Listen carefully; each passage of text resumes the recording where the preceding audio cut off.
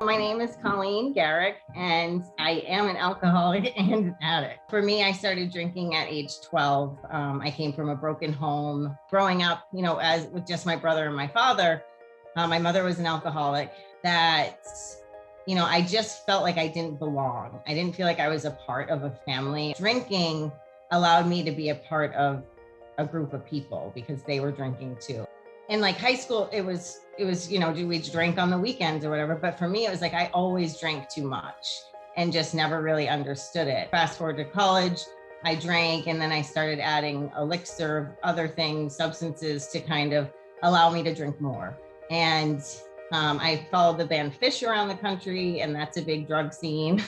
And, in those moments, I felt like I belonged to something. I kind of ran away from college and ran back home just because of those feelings, I guess, of not being good enough, not feeling connected again. So I moved back to Massachusetts and I continued drinking the way I'm drinking, and I get into more trouble.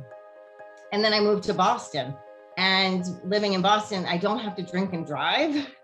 So I'm not experiencing those consequences of like getting pulled over and arrested. So I'm thinking I don't have alcoholism or addiction because I'm now not getting in trouble. Eventually, my drugging got worse and brought me to a really dark place where I was introduced to opiates. The person I was dating was an addict. He died from an overdose. And my first thought was, I can get away from this. And my second thought was, how am I going to get high?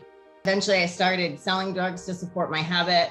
And on November 17th, 2009, I was living in Cambridge at the time, and I got a knock on the door, and I opened the door, and it was 10 state police and a DEA agent, and they had guns drawn and shields. And this was a time that I finally was looking at real consequences.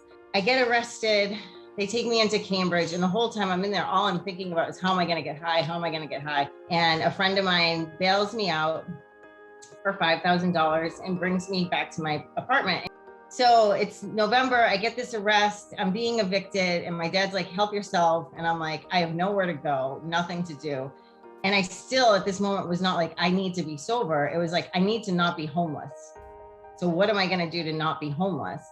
And I was like, all right, I guess I'll go to detox because the alternative is homeless. And so I got myself into detox, and I was there for about 7 days. And then I went to a retreat in New Hampshire where they introduced me to the steps. And I wasn't taking anything serious. I was almost going to get kicked out of this retreat in New Hampshire. And I was like, oh no, homeless again. And so I started taking it serious. And they took me through the doctor's opinion of the big book, and they said that the solution to that was the 12 steps, and that I have a spiritual malady. And that made sense. And, when they were talking about the first step and like being powerless over alcohol, I still kind of didn't get that. I was like, no, like I'm powerful. I can do all these things. I have all these things to show. And when they talked about that, and they talked about the fear and the insecurity and not feeling good enough and all that stuff, I was like, oh, that is me. I get that. And as soon as I was able to get that, and then kind of realize that the powerlessness was that once I start, I can't stop. I was like, okay, this is me, I'm in. And I went through the rest of the process, and they shared their stories, and I believe they'd walked a mile in my shoes. And I just was like, ew. And I didn't like that. And I didn't want to be that person anymore. And so, by going through that process, reading that inventory, taking a 6th and 7th step, I really started becoming free of that. And I remember after I said the 7th step prayer, and I'm sitting there in this church, in this back room, I felt like a whiteboard and somebody had erased everything off of it. I ended up staying at that place for almost 5 or 6 months. And eventually they were like, Colleen, you need to move to sober living in Portland, Maine. And I'm like a Boston girl, and I'm like, Portland, Maine, what are you talking about? And, I'm in court during this entire time for the drug trafficking charge. And I just keep doing the deal, and I end up becoming president of the Sober House. And, one of the guys at the Plymouth House was like, become a certified alcohol and drug counselor. And so I got my license for that. And eventually I was sentenced. I was looking at 10 years in prison for my charges, and they reduced some of them due to my recovery. Luckily, I only had to serve 2. I was full of fear and really afraid that that feeling of connection was going to go, and that I was going to lose that sense of belonging. And to be honest, it did go for a little bit. And I was angry and resentful, and I wasn't doing anything with it. And I was like, I don't belong here. Like, I'm doing the right thing. And for whatever reason, something just kind of clicked one day, and I was like, stop resisting. Like, you are here and you are not going anywhere. So do God's work, I guess. I started, getting back into the AA meetings that they had there. I took some women through the steps while I was I taught yoga. I worked on the crew shoveling the town of Framingham, Massachusetts. I just kept busy, and it was probably one of the most beautiful experiences I've ever had in my life. And then I finally was released a little bit early, and I got out on March 8th, 2013.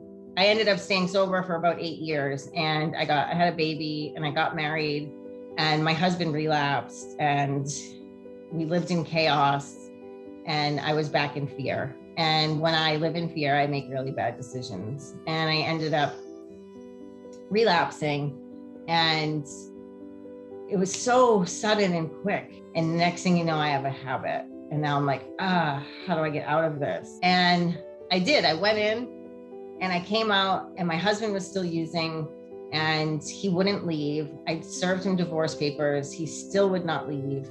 Eventually, in May of 2019, between a job loss and just being sick and tired of being sick and tired, my family, my dad lives in Australia. My dad came home in July of 2019, and I was like, Dad, I need help. And so they took my daughter, and I went to a detox in Portland, and it was horrible. It was worse than the first detox I had had back in 2009. I ended up calling a friend, and I said, I need a sponsor. Who do you suggest? And he suggested my current sponsor, Sarah. And she was really busy, and I told her my story, and she's like, all right, I'll help you. Eventually I got my daughter back in August of that year. And I still, was not on like sturdy grounds by any means, but I had my daughter back, and I ended up getting a job in November. Fast forward, I get a great job in February of 2020, and then COVID hits, and I don't lose my condo because I've now completed a modification. I can experience the bad, but there's a lot more good in my life than there is bad. And I just remember, if I can get through, and like kind of just remembering that everything, this too shall pass. And I'm fortunate, I sponsor 4 women. They're amazing. I have my sponsors amazing. For me, my recovery kind of centers me and brings me into balance. And it's like, all right, pain is pain. We all feel pain.